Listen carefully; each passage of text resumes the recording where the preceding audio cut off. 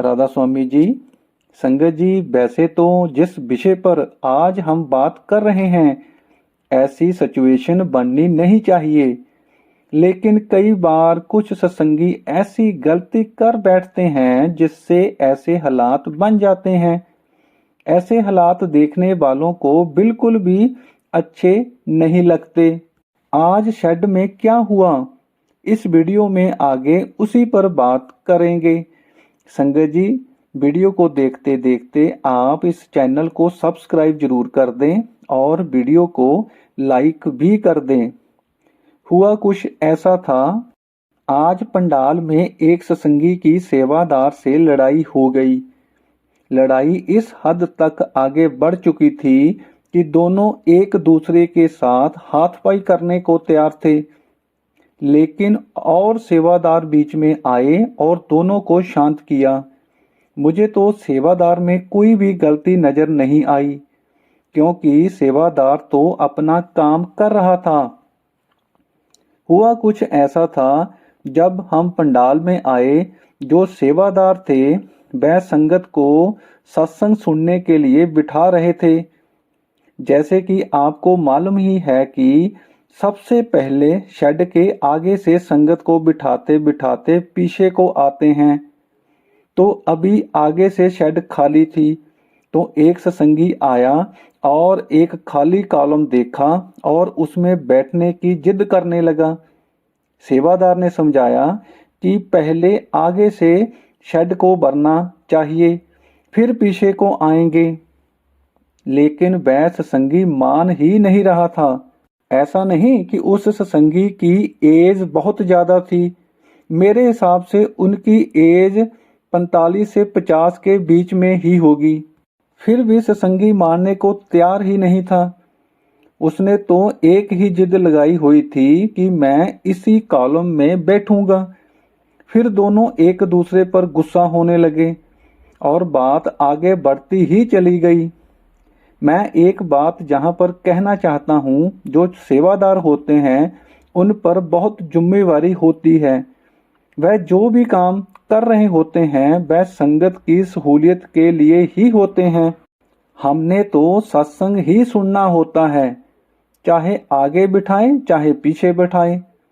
सत्संग की आवाज तो सारी शेड में सुनाई देती है। फिर ऐसी जिद क्यों? जिस दिन बाबा जी के दर्शन होते हैं उस दिन सेवादारों को इस तरह की प्रॉब्लम का बहुत सामना करना पड़ता है। हम दर्शनों के लिए आगे और आगे बैठने की कोशिश करते हैं। हमें जहां भी सेवादार बैठाएं वहां बैठ जाना चाहिए, क्योंकि बाबा जी की खुली गाड़ी में दर्शन देने के लिए खुद हमारे पास आते हैं।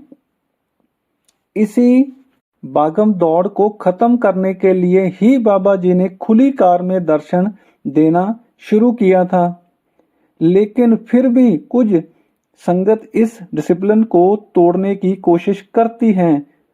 हमें जहां भी सेवादार बैठाए बैठ जाना चाहिए।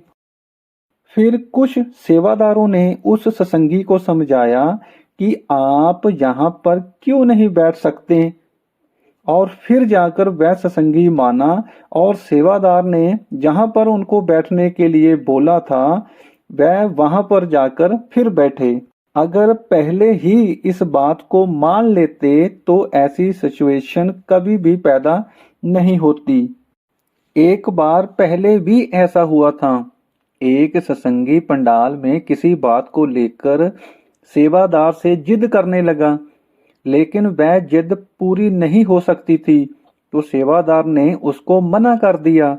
तो उसे सत्संगी को इतना गुस्सा आया कि शेड को छोड़कर बाहर ही चला गया। अब ऐसा करने का क्या फायदा हुआ? इसलिए हमें सेवादारों की पूरी बात माननी चाहिए। हमें जहां भी बैठने को बोले बैठ जाना चाहिए। अब बात करते हैं कि बाबा जी बुजुर्गों को दर्शन कैसे देते हैं। जब बाबा जी से क्वेश्चन आंसर होते हैं तो कई सत्संगी क्वेश्चन करते समय बाबा जी से बोलते हैं कि आप खुली कार में जब दर्शन देते हैं तो आपकी कार बहुत जल्दी से आगे निकल जाती है, जिसके कारण हम अच्छे से दर्शन नहीं कर पाते। लेकिन बुजुर्गों की तरफ ऐसा नहीं है। वहां पर बाबा जी की कार बहुत स्लो होती है और लाइट का भी पूरा प्रबंध किया हुआ है। बुजुर्गों को भी ज़्यादा दूर तक नहीं बैठाया जाता, जो उनको अच्छे से बाबा जी के दर्शन हो सके।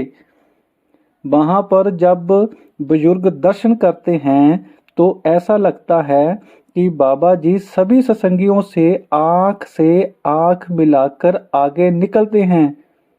ऐसा नहीं कि बुजुर्गों की गिनती कम होती है, नहीं, पूरी शेड बुजुर्गों से बड़ी होती है। संगत जी, आज की वीडियो में बस इतना ही। अगर आपको वीडियो अच्छी लगी तो इस चैनल को सब्सक्राइब जरूर कर दें और वीडियो को लाइक भी कर दें। राधा स्वामी जी।